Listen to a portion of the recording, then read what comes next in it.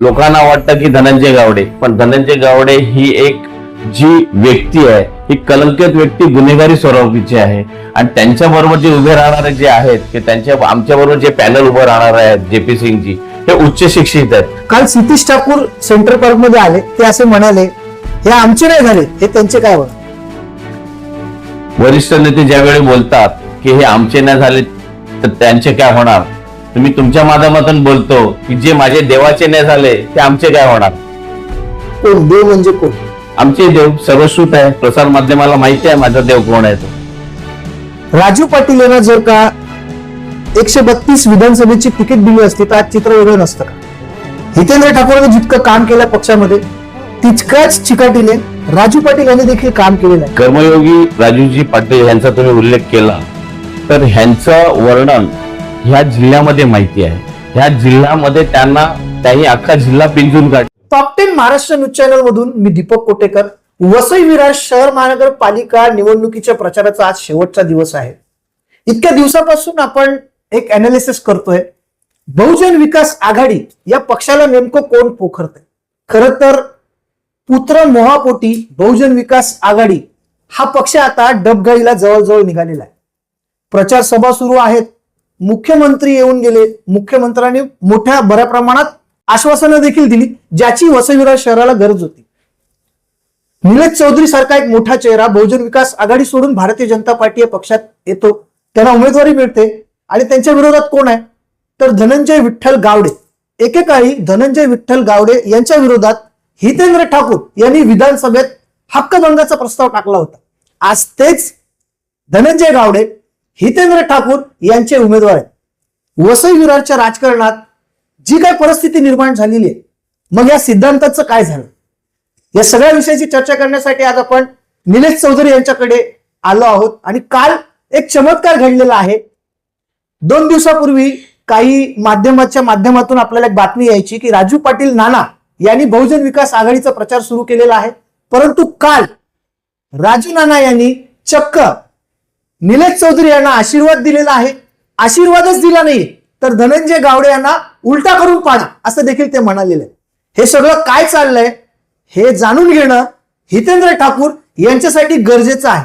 हितेंद्र ठाकूर कुठे चुकतायत, हितेंद्र ठाकूर यांना कोण मिसगाईड करतोय, जाणून घे आपल्या सोबत निलेश चौधरी जे आहेत.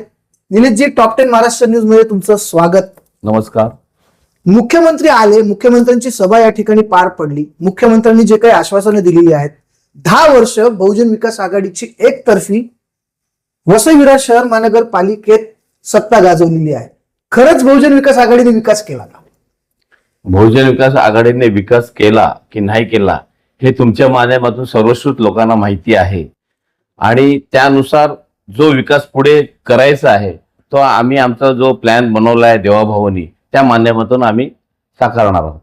तुमच्या समोर एक दिग्गज आहेत, धनंजय गावडे. भीती वाटते का त्यांची तुम्हाला? अजिबात नाही भीती, कारण की धनंजय गावड्यावर एवढ्या केसेस आहेत, खंडणीच्या केसेस आहेत, बलात्काराच्या केसेस आहेत आणि त्यांनी एवढे गुन्हे केलेले आहेत की ते गुन्हे मला मोजता न येण्यासारखे आहेत. लोकांना वाटतं की धनंजय गावडे, पण धनंजय गावडे ही एक जी व्यक्ती आहे ही कलंकित व्यक्ती, गुन्हेगारी स्वरूपीची आहे. आणि त्यांच्या बरोबर जे उभे राहणारे जे आहेत की आमच्या बरोबर जे पॅनल उभं राहणार आहेत जेपी सिंगजी, हे उच्च शिक्षित आहेत, त्यांच्या शाळेचे संस्था आहेत, ते लोकांना ज्ञान देतात, लोकांचं भविष्य मुलांचं भविष्य घडवण्यासाठी ते झटत असतात आणि ह्यांचे गुन्हे लपवण्यासाठी हे कामं करत असतात. काल सितीश ठाकूर सेंट्रल पार्क मध्ये आले, ते असे म्हणाले हे आमचे नाही झाले, हे त्यांचे काय होणार? वरिष्ठ नेते ज्यावेळी बोलतात की हे आमचे नाही झाले तर त्यांचे काय होणार, तुम्ही तुमच्या माध्यमातून बोलतो की जे माझे देवाचे नाही झाले ते आमचे काय होणार. कोण देव म्हणजे कोण? आमचे देव सर्वश्रुत आहे, प्रसार माध्यमाला माहिती आहे माझा देव कोण आहे तो. निलेशजी, अनेक वर्ष तुम्ही राजकारणात काम केलं, तुम्ही देखील वाडवळ समाजाचे आहात. राजू पाटील यांना जर का 132 विधानसभेची तिकीट दिली असती तर आज चित्र वेगळं नसतं का? हे पक्षाचे नेते ठरवत असतात आणि पक्ष त्याच्यावर निर्णय घेत असतात. त्यामुळे ह्या पक्षाच्या नेते ज्यावेळी निर्णय घेतात त्यावर आम्ही भाष्य करणं योग्य नाही. कारण असं म्हटलं जायचं की हितेंद्र ठाकूर छापा आहे तर राजू पाटील काटा आहे. हितेंद्र ठाकूरने जितकं काम केलं पक्षामध्ये तितकाच चिकाटीने राजू पाटील यांनी देखील काम केलेलं आहे. पक्षाला नवीन धोरणं दिली, शिक्षण संस्था उभ्या केल्या, कला क्रीडा आणल्या, मॅरेथॉन सारखी मोठी भव्य स्पर्धा त्यांनी केली. कर्मयोगी राजूजी पाटील यांचा तुम्ही उल्लेख केला तर ह्यांचं वर्णन ह्या जिल्ह्यामध्ये माहिती आहे. ह्या जिल्ह्यामध्ये त्याही अख्खा जिल्हा पिंजून काढलेला आहे आणि कुठला कार्यकर्ता की त्यांना माहीत नाही असं होणं शक्य नाही. ह्या तालुक्यामध्ये म्हणाल तर राजू पाटील हे एक ब्रँड आहेत आणि हे ब्रँड हे चालतच राहणार. भारतीय जनता पार्टी सत्तेत आली तर लोकांच्या घरावर बुलडोजर चालवणार असा एक नेरेटिव्ह सेट केला जातो, त्याला कसं उत्तर आहे? एकदम बरोबर, तुम्ही चांगला प्रश्न विचारलात. हे नेरेटिव्ह हा विषय आहे ना, हा मनामध्ये लोकांचे का ठेवता मला कळत नाही. इकडे एकेकाळी 10 वर्षापूर्वी SRA योजनाचं आपण डिपार्टमेंट जे आहे महानगरपालिकेमध्ये ओपन केलेलं आहे, ऑफिस ओपन केलेलं आहे. ह्याच्यामध्ये इम्प्लिमेंट झालीच नाही 10 वर्षामध्ये आणि लोकांना सांगता की बुलडोजर फिरवणार. अरे देवाभाऊ स्वतः आले होते, देवाभाऊने स्पष्टपणे सांगितलं क्लस्टर योजनाच्या माध्यमातून आम्ही गरिबांची घरं देणार. कारण की काही घरं ही कुठल्याही अवस्थेत आहेत. आज बऱ्याच साऱ्या चाळी असतील किंवा इमारती असतील, ह्या कुठल्या जीर्ण अवस्थेत आहे आपल्याला माहिती आहे. सगळा अभ्यास देवाभाऊनी केलेला आहे आणि देवाभाऊंचं वचन हे म्हणजे भाजपचं वचन. सेंट्रल पार्क विभागामध्ये तुम्ही राहता, 35 वर्षाचा इतिहास आहे की जेव्हा जेव्हा जास्त पाऊस पडला सेंट्रल पार्क पहिला भरायचा, परंतु या पावसात सेंट्रल पार्क वाचला, त्या प्रमाणात भरला नाही. याच्या मागचं नेमकं काय कारण वाटतं तुम्हाला? ह्याच्या मागचं कारण असंच आहे की ज्यावेळी जी कामं आम्ही जी डिमांड केली होती की ह्या सेंट्रल पार्कच्या रहिवाशांना जो त्रास होत होता तो हा त्रास होऊ नये म्हणून आम्ही वेळोवेळी महानगरपालिकेकडे पाठपुरावा केला. आयुक्तांनी त्या पद्धतीची कामाची प्रायोरिटी देऊन जेवढं आम्हाला करता येईल तेवढं शक्य होईल तेवढं आम्ही कामं केलेली आहेत. एकेकाळी हितेंद्र ठाकूर यांनी विधानसभेमध्ये धनंजय गावडे यांच्या विरोधात हक्कभंगाचा प्रस्ताव विधानसभेचे जे अध्यक्ष आहेत त्यांच्यासमोर मांडला होता आणि आज परिस्थिती अशी आलेली आहे की तेच हितेंद्र ठाकूर धनंजय गावडे यांना उमेदवारी देतात. यावरती तुमचं काय मत?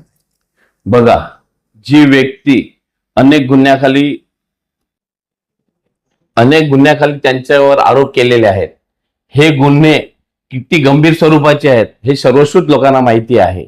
आणि ह्या माणसांनी ज्यावेळी बहुजन विकास आघाडीचे आमदार उभे असताना त्यांच्यावर किती टीका केलेली आहे या तालुक्यामध्ये, त्यांच्या विरोधात ते उभे राहिले होते. अगर त्यांना विरोधात उभे राहायचं तर त्याच वेळी पाठिंबा द्यायला पाहिजे होता. म्हणजे हे भ्रष्टाचारी जे आहेत उमेदवार, हे काय ह्यांच्या मागचं गुपित आहे हे तुम्हालाच माहिती. एक चक्रव्यूह रचलाय तुम्ही 10 नंबर आणि 16 नंबर मध्ये. 10 नंबर मध्ये चारही उमेदवार जे आहेत ते कमळाचे आहेत, 16 नंबर मध्ये देखील तेच आहेत.